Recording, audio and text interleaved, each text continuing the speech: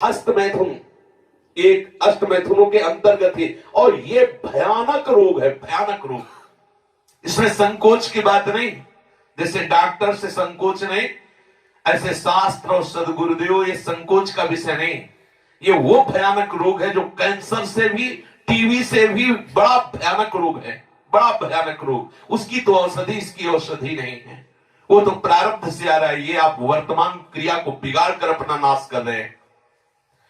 छोटे छोटे बच्चे जब स्कूलों में जाते हैं और उनको गलत विद्यार्थियों का संग मिलता है तो प्रत्येक 100 में एक को नहीं कह सकते, 99 के जैसा हम मिले हैं अभी तक, 100 में एक को नहीं कह सकते, लेकिन 99 ऐसे मिले हैं, 100 में 99 जो इस रोग से ग्रसित हैं। पहले शायद वो पढ़ाई अपने लोगों के यहां नहीं थी। आज हमें बच्चे बताते हैं कि एक चैप्टर भी इसी प्रसंग का रखा जाता है। किसी विद्यार्थी जीवन से आए हुए साधु वेश में अपने उपासक ने बताया कि हम लोगों को शिक्षा दी जाती है कि जैसे खून निकल जाता है तो नया खून और बलवर्धक बनता है, ऐसे ही इस ब्रह्मचर्य का नाश करना अति आवश्यक है, क्योंकि वो हटेगा तो समस्त मांसपेशियों में नई शक्ति जागृत होगी। बोलो कितनी बड़ी हानि की बात, कितने बहुत बड़े दोष की बात है। छोटे छोटे बालकों की जिनकी किसी भी तरह से ब्रह्मचर्य नष्ट करने की अवस्था नहीं हुई, वो अपने ब्रह्मचर्य का संहार कर रहे हैं केवल केवल मनोरंजन के लिए। प्लेग, इन्फ्लुएंजा, ये रोग इतने बड़े महामारी नहीं जितना महामारी ये रोग है, जिसे बच्चे और बच्चियां खिलवाड़ समझ रही, मनोरंजन समझ रहे, ये करना आवश्यक ही है ऐसा समझ रहे, सुविधाएं दी जा रही, कहा जाता खेलो हंसो, मार दिया। अभी किसी योग्य नहीं हो पाए और उनको सारी योग्यता नाश करने की शिक्षा दे दी गई और नष्ट हो गए। ना वो गृहस्थी लायक रह गए, न विरक्ति लायक रह गए। ये जो हस्तमैथुन जनित महारोग से, भयानक रोग से ग्रसित साधक जो भी मनुष्य, जो भी बच्चे हैं, सावधानी, बिल्कुल अपनी मृत्यु का वर्ण कर रहे हैं। और हम ये पक्की बात कह रहे हैं 100 में 99 इस दोष से ग्रसित हैं। 100 में 99, 98 नहीं, 99। और हम जब उनसे पूछते तो पता चलता है ये केवल स्कूल में ही पूरी ट्रेनिंग हो जाती है। आपस में 4 बच्चे बैठकर ऐसे गंदे आचरण से युक्त हो जाते हैं जो जीवन में इससे निकल पाना बड़ा कठिन है। नाना प्रकार की, गंगा की कसम, यमुना की कसम, भगवान की कसम, गुरु की कसम, सब कसम एक तरफ, खाने के बाद 1 मिनट बाद जहां वो अपने स्वरूप में कामाग्नि जागृत हुई, नष्ट हो जाता है साधक। ये जो हस्त क्रिया के द्वारा अपनी वीर शक्ति का नाश कर रहे हैं, बिल्कुल समझ ले ये अनिष्टकारी चेष्टा पहली बात अगला जन्म तुम्हें मनुष्य का नहीं होने देगी, क्योंकि तुम इतना भयानक अपराध कर रहे हो। हर वीर शक्ति में वो जीवाणु है जिससे मनुष्य का जन्म होता है। आप उसको किस तरह से नष्ट कर रहे हैं, पहला महापाप तुम कर रहे हो। दूसरी बात, जैसे किसी लकड़ी में घुन लग जाता है, अंदर अंदर उसे खाली कर देता है, ऐसे ही ये क्रिया हर साधक को, हर बच्चे को, हर मनुष्य को जर्जर कर देती है, उत्साहहीन कर देती है, निकृष्ट भावना से युक्त कर देती है। कोई भी इस हस्त क्रिया को यदि स्वीकार किए हैं तो उसका फल देख ले, बिना प्रयास के वो वीरहीन होता रहेगा। कसम खाइए कि मैं जीवन में कभी हस्तमैथुन नहीं करूंगा। श्री जी को साक्षी करके इसका निर्वाह कीजिए, विश्वास कर लीजिए आपकी परमार्थिक या व्यवहारिक जो भी उन्नति सबके नाश का प्रधान कारण है। आप ऐसे कारण को स्वयं कर रहे हैं।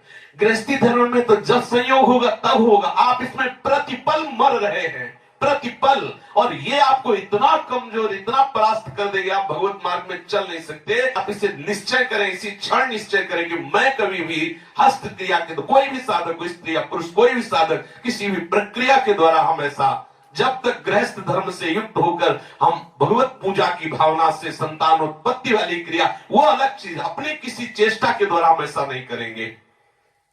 जो ऐसा करते हैं उनकी समस्त इंद्रियां दुर्बल होती जाती हैं, एक एक नस से उनकी शक्ति का ह्रास होता जाता है और उनके मुंह में पीलापन, सिकुड़न बिना वृद्धावस्था के से दिखाई देने लगती है। नस में दौर्बल्य, बार बार स्वप्न दोष, नाना प्रकार के गंदे संकल्प, नाना प्रकार की जलन उनके हृदय में प्रकाशित हो जाती है और वीर शक्ति इतनी द्रवित हो जाती है कि उनको पता ही नहीं लगता कब स्खलित हो गई। इसलिए साधक सावधान, ऐसी गलती बिल्कुल न करें, बिल्कुल न करें। क्योंकि शरीर के भीतर एक मनोवाहा नाम की एक नाड़ी है। इस नाड़ी के साथ संपूर्ण नाड़ियों का संबंध है। जे भी आप कामासक्त होकर के इस क्रिया को करते हैं, संपूर्ण आपके शरीर की नस नाड़ियां कांप जाती हैं। शरीर से लेकर मतलब सिर से लेकर पैर तक संपूर्ण यंत्र, छोटी मोटी सब नाड़ियां कंपायमान हो जाती हैं। फिर उस रक्त से मंथन करके फिर जो निकलता है उसे वीर्य कहते हैं। कितना बड़ा नाश कर रहे हैं आप। इस धातु से दौर्बल्य, प्रमेह, स्वप्न में, मधुमेह, बड़े कठिन कठिन रोग घेर लेते हैं। पक्षघात, ग्रंथिवात, संधिवात, अपस्मार, मिर्गी, पागल पर, भीषण भीषण पीड़ाएं शरीर में, न जाने कितने निंदनीय रोग इस क्रिया के द्वारा होने लगते हैं। इसलिए प्रत्येक उपासक को, चाहे वो गृहस्थ मार्ग का हो या विरक्त मार्ग का हो, बिल्कुल ऐसी क्रिया ना करें। जब कोई हस्त क्रिया करता है तो उसके सीधे कलेजे पर धक्का लगता है। जब क्रिया करता है तो संपूर्ण नस नाड़ियों में हलचल और हृदय पर धक्का लगता है, जिससे उसका दिल कमजोर होने लगता है। और वही सबसे ज्यादा जिसे हार्ट अटैक कहते हैं, वही कारण होता है। वीर चरण ही उसका प्रधान कारण होता है। क्षय, खांसी, श्वास, ये क्षमा महाभयानक रोगों का बुलावा है। हृदय रोग से पीड़ित अभागे मनुष्य किस क्षण मर जाए कोई पता नहीं। मस्तिष्क पर जो एक ऊर्जा शक्ति, विचार शक्ति होती है, वो नष्ट हो जाती है। जो ये हस्त क्रिया को करते हैं उनको देखते ही पता चलता है करते हैं। कुछ ऐसे लक्षण होते हैं जिनको देखने से ही पता चलता है ये सब वो प्रतिपल अपने आप को चौपट कर रहे हैं। कितना पागलपन है। आप अपने जीवन को नष्ट कर रहे हैं। पागल खाने में अगर देखा जाए तो 5 आदमी ऐसे मिलेंगे 100 में जो किसी अन्य घटना से पागल हुए। 95 ऐसे मिलेंगे जो विषय के कारण पागल हुए, जिन्होंने ब्रह्मचर्य को छीण किया है और उनकी मेधा शक्ति कमजोर हो गई और पागल हो गए हैं। ये व्यभिचार प्रवृत्ति किसी भी लायक नहीं रहती। सैकड़ों पागल खाने में जांच करने पर ज्ञात हुआ है कि जितने भी पागल हैं उनमें से 95 केवल इस बात से पागल है, भ्रष्ट आचरण से। आप परिश्रम युक्त, साधना युक्त आप रहिए। ये आजकल के माता पिता स्वयं सावधान नहीं, बच्चों के सामने ऐसी चेष्टाएं करते हैं कि उनकी सामर्थ्य नहीं कि अपने बच्चों को रोक सके। वो समझते हैं कि बच्चों से ये बातें करना ठीक नहीं है। लेकिन आप समझिए, अगर बच्चों को आप एक छूट दे रहे हैं, आप उनका कितना जीवन नष्ट कर रहे हैं। उनकी आंख, नाक, कान, जिह्वा, वाणी, पैर, त्वचा सब कमजोर हो रहे हैं। और इस कारण जब वो गृहस्थ धर्म में प्रवेश होते तो गृहस्थी लायक नहीं रह जाते, गृहस्थी लायक नहीं रह जाते इन क्रियाओं के करने के कारण। माता पिता को, सदगुरु को चाहिए, उपदेशक को, कि अपने आसपास इस बात को कहे कि वो कभी ऐसी गंदी चेष्टाएं ना करें। सदगृहस्थी में जान, देखो पहले आचार्य परंपरा थी, सब जाकर गुरुकुल में रहते थे, ब्रह्मचर्य रहते थे। फिर जिनको गृहस्थ में जाना होता वो गृहस्थ में जाते, जिनको नैष्ठिक ब्रह्मचर्य का व्रत लेना होता वो वैरागी होते। दोनों महान पुरुष बनते। वो गृहस्थी में जाकर धर्म पूर्वक चलते हुए पुनः वैराग्य को धारण करता और विरक्ति में जाकर वो महापुरुष बन जाता। दुर्बल चित्त इतना हो जाता है कि ना वो धर्म स्थान देखता है, न तीर्थ स्थान देखता है, न मंगल तिथि देखता है, न मंगलवार देखता है। बस अपनी वासनाओं का खेल खेलता रहता है। हजारों प्रतिज्ञाएं, हजारों धर्म चेष्टाएं सब व्यर्थ करने वाला ये महान दोष हस्त क्रिया, व्यभिचार प्रवृत्ति, इस पर अंकुश कीजिए, इसको आनंद मत मानिए। ये जो हस्त क्रिया के द्वारा शक्ति का नाश करते हैं, ये प्रतिक्षण काम से युक्त रहते हैं। इनके हृदय में वही चिंतन चलता रहता है। बालक अवस्था से लेकर के यौवन अवस्था तक देखिए आप, इनकी आंखों में देखिए, न तेज होगा न इनकी गंभीरता होगी, बहुत चंचलता, निस्तेज आंखें होगी, चेहरा पीला पड़, जब देखो तो ऐसा लगता है कि शर्मिंदा हो रहे हैं, मुंह छुपा रहे हैं, ऐसा लगेगा। पहला लक्षण है। दूसरा, कुछ इतने निखल्ले, ऐसे दिखावटी स्वभाव के, ऐंठ में, अकड़ में, गर्मी में रहते, ये वीर शक्ति के नाश का लक्षण है। गंभीरता नहीं, शांति नहीं, उदारता नहीं, धैर्य नहीं है, वो अपने को बड़ा दिखाना चाहते, ये सब उसके नाश के लक्षण हैं। जिनका चेहरा आनंद में, देखते ही हृदय में आकर्षण, ये ब्रह्मचर्य का लक्षण है। चेहरा देखो तो उजड़ा हुआ दिखाई देता है, लगता है बिना रोते हुए भी रो रहे हैं। वो सब सिकुड़ गया चेहरा, ऐसा जैसे किसी घर में आग लगा दो, इसके बाद दर्शन करो तो कैसा लगता है, वो ऐसे ही उसका चेहरा होता है जिसने अपने जीवन से खिलवाड़ किया है। जो स्वभाव से ही रुक्ष, चिड़चिड़ा, क्रोधी, बात बात पे एकदम रूखा, चेहरा पीला पड़ रहा, फीका पड़, वो चेहरा पीला प्रेम का नहीं कि वो चेहरा प्रेम में पीला पड़, प्रेम में नहीं, यहां काम की बात हो रही है। मुख पिया आई फिर गई बदल गए तन रंग, ये प्रेम का लक्षण नहीं, ये काम के लक्षण की यहां बात हो रही। वो मुर्दा की तरह निस्तेज खिन्न छिन्न ऐसे ही घूमता रहता, कोई लक्ष्य नहीं, कोई उद्देश्य नहीं, बात बात में आलस्य, बात बात में गुस्सा। जो गालों में बिना कोई गुलाबी कुछ लगाए जो गुलाबी दिखाई देती है वो ब्रह्मचर्य की होती है, और जिनके ब्रह्मचर्य क्षीण हो जाते हैं, झाई पड़ जाती है। देखो देखने में लगता है क्योंकि बोले कितने को, बोले 18 के, 18 में तो उसकी दुर्गति हो रही, तो 28 और 48 में क्या होगा। जो काले दाग चेहरे में पड़ने लगते हैं, आंखें धसी नजर आती हैं, गाल पीले नजर आते हैं, नाक के आसपास काले काले दाग यहां ऐसे प्रकट हो जाते हैं, ये सब लक्षण हैं जो उन्होंने अपनी शक्ति का नाश कर दिया। सावधानी के द्वारा इस जीवन को आप बर्बाद न करें।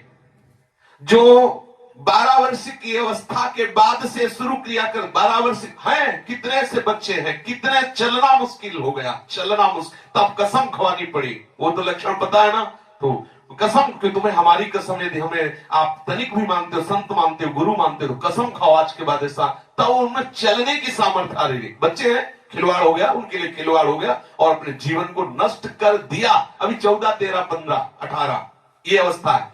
जो लोग ये कहते हैं ना कि खेलने खाने की अवस्था, वो थोड़ा सुन ले कि कौन सा खेल खेल रहे हो, क्या खा रहे हैं। ये खेलने खाने की अवस्था है। अरे ये वो अवस्था है जिसमें जो चाहो तुम बन सकते हो। जो इस वीर शक्ति का नाश करते हैं वो बिना बुढ़ापे के सारे लक्षण बुढ़ापे के उनमें होते हैं। कमर में दर्द है, चला नहीं जा रहा है, थोड़ी चढ़ाई में हांफने लगे। अब अवस्था कितनी, बोले 18 की। इस अवस्था में तो मतलब दिशाएं भी कांपे, वो अवस्था है। अब तो दिखाई नहीं देता कोई जवाल। चित्त में कुचिंताएं, छाती में धड़कन, बिना भय के भयभीत हो जाना, थोड़े से भी दुख में ऐसा सोचना कि मैं आत्महत्या कर लूं, ये सब बातें उसी की कमी से हो रही हैं। ये महापुरुषों के अनुभव की झूठी झूठी बातों में एकदम घबरा जाना। कोई झूठी धमकी दे दे तो बस वो ऐसा लगता है अब क्या करूं, किसी कमरे में बंद हो जाऊं, अपने आप को प्राण हत्या करके बचा लूं, ऐसा मैं अपने शरीर को न, ये सारे के सारे लक्षण उसी में प्रकट होते हैं। जो ब्रह्मचर्य का नाश करता है, नींद ना आना या सोना तो कुंभकर्ण की तरह, मुर्दे की तरह सो जाना, आलस्य, जरा जरा देर में वो निरुत्साहित बातें, आंखों में जलन, भारीपन, ये सब, स्वप्न दोष अधिक होना, ये सब उसी के लक्षण है जो आपने गलतियां की है। जो सावधान नहीं रहता तो जब वो लघु शंका को बैठता है तो सबसे पहले वीर शक्ति का श्रवण, या सबसे बाद में, दोनों में जैसा अभ्यास हुआ, आप सोच में बैठे, लघु शंका में बैठे, तो सबसे पहले या तो वो गिरेगा या बाद में गिरेगा। आप सोचो उसकी कितनी बड़ी दुर्दशा है। वीर का पाचन नहीं होता, भोजन का पाचन, रस रस का पाचन, रक्त रक्त का पाचन, मांस मांस का पाचन, जो मज्जा, अस्थि और ये सप्तम धातु वीर का पाचन नहीं हो सकता। इसका पाचन ओज के रूप में होता है, तेज के रूप में होता है, महान शक्ति के रूप में होता है। जो संयम से चलता है, भगवत आराधन में चलता है, उसका एक अलग ही स्वरूप होता है। उसमें एक अलग उत्साह, अलग तेज, अलग ओज चमकता रहता है। सावधानी से, चाहे स्त्री साधक हो चाहे पुरुष साधक हो, दोनों को रक्षा करनी चाहिए। खिलवाड़ ना समझो। ये सप्तम धातु बनने में, एक बार के बनने में 30 दिन 4 घंटे लगते हैं। 30 दिन 4 घंटे लगते हैं। जब बहुत सुंदर भोजन सात्विक किया जाता है तो एक बार में संतानोत्पत्ति करने की जो सामर्थ्य वीर शक्ति में है, वो 30 दिन 4 घंटे में तैयार होती है। शास्त्रीय पद्धति के अनुसार, शास्त्र सिद्धांत के अनुसार साधक सावधान रहे, इसे तमाशा न बनावे, इसे मनोरंजन न बनावे, इसे खिलवाड़ न समझे कि कोई देख नहीं रहा। आप जिस कार्य के लिए मनुष्य जन्म धारण किए, चाहे गृहस्थ हो चाहे विरक्त, उसके लिए अति अनिवार्य है आपको ब्रह्मचर्य रहना। ये जो हस्त प्रयास के द्वारा ब्रह्मचर्य का नाश करते रहते हैं, इनको बहुत सावधान हो जाना चाहिए। एक बार ब्रह्मचर्य नष्ट होने में 1.5 तोला सप्तम धातु नष्ट होती है, जो 30 दिन 4 घंटे में तैयार होती है। आप विचार कीजिए, 30 दिन 4 घंटे शरीर की नस नाड़ियों ने जो कमाया, उस सप्तम धातु को आप कितने मिनट में नष्ट कर रहे हैं? कितने बार 30 दिन 4 घंटे में एक बार कमाई हुई वस्तु को कितने बार नष्ट कर रहे हैं? आपकी क्या परिणाम दशा होगी, आप खुद विचार कर लीजिए। कठोर परिश्रम से 30 दिन 4 घंटे में तैयार होने वाली 1.5 तोला अमूल्य वस्तु जो भगवत स्वरूप है, आप उसे कहां बहा रहे हैं? कितनी मूर्खता कर रहे हैं आप। इसको सुनने में बोलने में संकोच लग रहा होगा। घोर पतन का रास्ता अंदर ही अंदर मन को आप दे रहे हैं। इसे मूर्ख नहीं कहा जाएगा और क्या कहा जाएगा? जो इतनी कीमती वस्तु को केवल मनोरंजन के लिए बर्बाद करे, तन मन धन श्वास सबका नाश करने वाला। जैसे फूलों का इत्र, ऐसे ही संपूर्ण मनुष्य का सार ब्रह्मचर्य। एक एक रुपया आप जैसे बहुत कंजूसी से समेट के रखे, फिर कोई चुराने आवे तो आप दे देंगे क्या? ऐसे ही यदि आप ब्रह्मचर्य पर दृष्टि रखेंगे तो आपसे पापाचरण हो ही नहीं सकता। आपको जलन हो जाएगी कि हम कितना जल के कैसे सदाचार से चल रहे हैं और ये आकर्षण हमें कैसे ब्रह्मचर्य को नष्ट कर। वो भागेगा, हर स्थिति से भागेगा। वो अपने ब्रह्मचर्य को सच्ची मानिए, ब्रह्मचर्य में ही सामर्थ्य है हर द्वंद्व सहने की, हर द्वंद्व सहने की। जितने भी साधकों की या मनुष्यों की जो दुर्दशा है शास्त्र विरुद्ध आचरणों से, उसका कारण ब्रह्मचर्य का नाश। जरा विचार करो, जो दिन में 2 बार, जो 3 बार, या 2 दिन में, 3 दिन में, या चौथे दिन में ऐसा करते हैं, आप उन पर विचार कीजिए कि 30 दिन 4 घंटे में तैयार होने वाली वस्तु को वो 2 दिन में, 3 दिन में, या 1 दिन में 2 बार, या ऐसा आप सोचो उनकी कितनी बड़ी दुर्दशा हो रही, वो कहां पहुंचेंगे। आज कसम खा लो, बार बार कह रहे हैं, और ये हम दूसरों के लिए नहीं कह रहे, अपने लोगों के लिए कह रहे हैं, अपने लिए कह रहे हैं। अपने लोगों को कसम खा लेनी है, हम भूल कर कभी हस्तक्रिया के द्वारा अपने ब्रह्मचर्य का नाश नहीं करेंगे। जो अष्ट मैथुनों में वर्णन, हम एकांत में कभी स्त्री से संभाषण कामुक होकर नहीं करेंगे, हम कभी एकांत में खड़े होकर किसी स्त्री को नहीं ताकेंगे, कभी वो हम चेष्टाएं नहीं करेंगे जिससे हमारा भगवत मार्ग रुके। जो गृहस्थ है उनके लिए भी यही नियम है, एक पत्नी व्रत धारण करने वाला ब्रह्मचारी ही कहा जाता है। इसलिए सावधान, गृहस्थी में भी जाना है तो तब तक ब्रह्मचर्य का पूर्ण निर्वाह करें जब तक आप गृहस्थ धर्म से युक्त ना हो जाएं। और यदि विरक्त है तो आजीवन आप भले चले थोड़े दिन, लेकिन इसको सह जाएंगे तो इतने आनंद में रहेंगे, इतनी शीतलता, इतनी द्वंद्वों से लड़ने की सामर्थ्य आएगी, इतना उत्साह भगवत प्राप्ति को होगा। आप खुद देख लीजिए।